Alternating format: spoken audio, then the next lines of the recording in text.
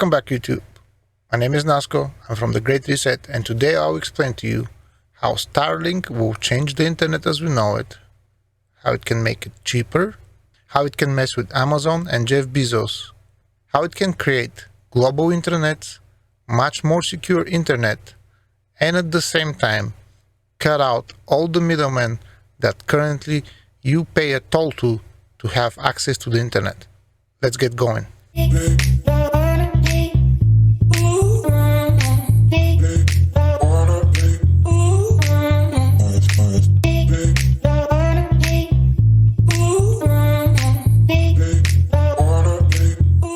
First, let me explain how the internet works today. The internet is a combination of a whole bunch of networks. You have AT&T's network, you have T-Mobile, you have Verizon, you have a Canadian networks, you have European networks, you have all kinds of networks. What makes them work together is a protocol. When you hear the word protocol, think of its language. Those networks all speak the same language, so there is no need for an interpreter. So they communicate with each other directly under the same rules, and the effect of this is when you click on your TV to watch something on Netflix, what happens is from your home, the internet travels through Comcast network, then it might jump to AT&T, then it might jump to Sprint, T-Mobile, Verizon, until it gets to Netflix's server. When it gets to Netflix's server, Netflix pays all those companies that I mentioned for them to send that video file to you so you can watch your video. And you see what happens there.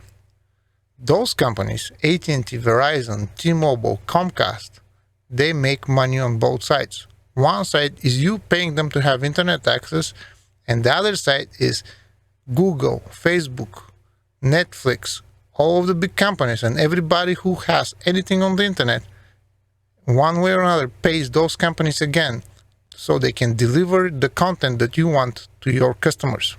The way that Starlink is going to be working in the future, though, is completely different. First off, currently satellites don't talk to each other. Once satellites are upgraded to where they have laser connections between them, when you click on something, your signal will go from one satellite to another satellite to another satellite until it gets to a ground station.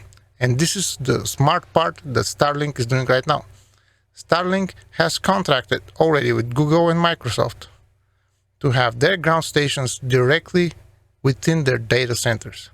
What that means is when you want to watch something on YouTube and you're a Starlink customer, your signal will go from your home through the satellites directly to Google's data center, and from there it will travel back through the Starlink network back to your home, where Google won't have to pay AT&T, Verizon, T-Mobile, or anyone to deliver that content to you.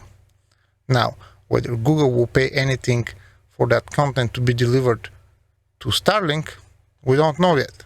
But whether it's something or nothing, the whole idea is it will be much cheaper. Why?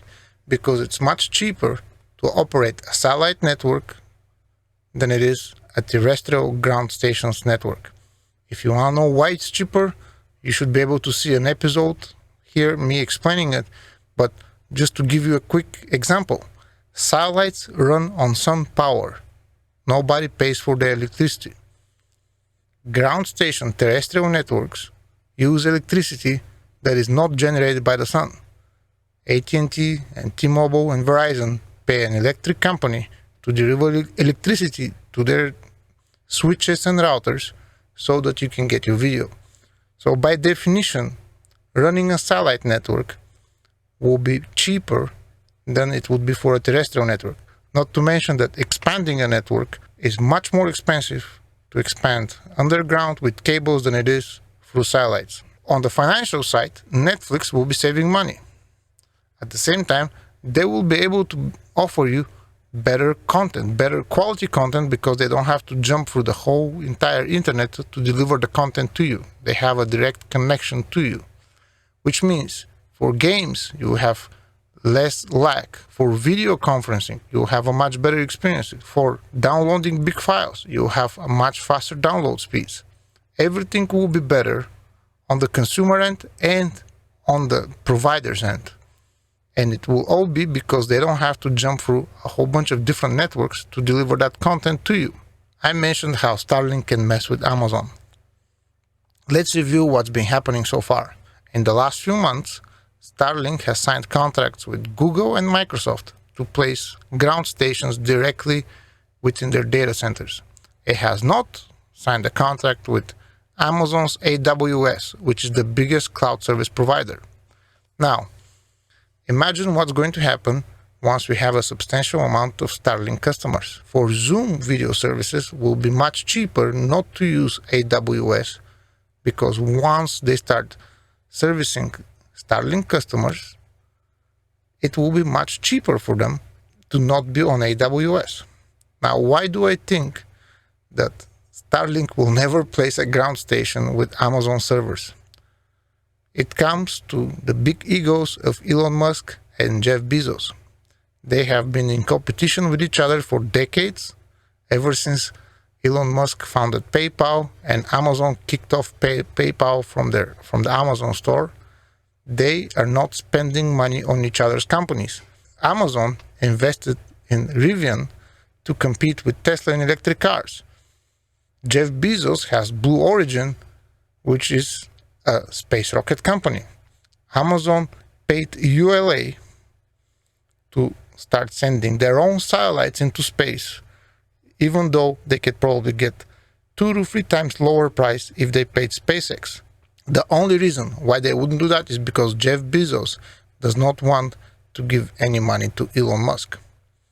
Now, whether Amazon, AWS wants to give money to Starlink, that might happen, but will Starlink want to give their services to AWS? That's a whole different story. My bet is that it won't. Amazon wants to operate its own satellite constellation. Starlink doesn't want to do anything with Amazon.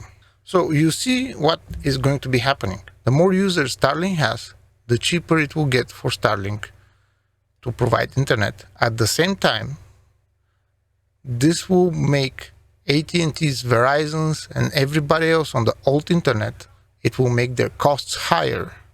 So they will have to start raising prices or offer worse service than they do right now. And this is only one wrinkle in what Starlink will be offering. Starlink will be able to offer global intranets. These are closed networks to huge companies that will operate on global scale.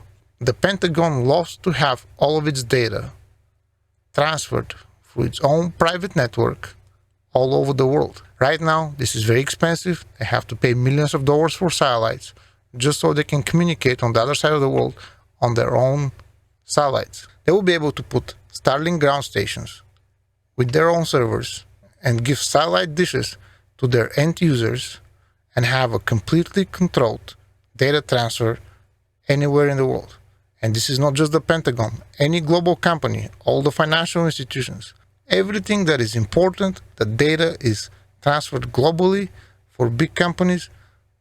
Starlink will be able to offer them essentially a global internet, something that nobody else can offer them right now. And it will be much more secure than anybody else's because it transfers only from one network up in space, where the data cannot be hacked or hijacked. So again, Starlink has the potential of completely changing the internet as we know it today, making it much cheaper, much faster, and much more secure than what we have right now. It will skip the toll roads that everybody pays to the big internet companies that you're all aware of. And they make money on both sides. They make money from you paying them for internet access and also from the companies that deliver you internet content. It has the potential of bleeding them dry from money. It has the potential of offering global internet secure services to all global organizations that value their data. And it has the potential of messing with Amazon and Jeff Bezos like nobody else can today. Now, what are the chances this is going to happen? Well, it's already happening. Starlink has already signed contracts with Google and Microsoft. So they have one end of the service set up. Any customer who has a Starlink dish is the other end. And all that's necessary is for satellites to start talking to each other through lasers, something that SpaceX is already testing, and apparently they're pretty happy with the results. This justifies why SpaceX wants to have over 40,000 satellites in space by 2035. They will have to handle more and more and more traffic, private for some companies, and also be able to skip the complete internet backbone that we have today, that toll road that everybody pays for on both sides. This is pretty fundamental. Hopefully, I connected some dots for you. My name is Nasco. I'm from The Great Reset. If you like my video, hit the like button. It tells YouTube that this is interesting. Comment. This also helps. Thank you very much. Have a great day.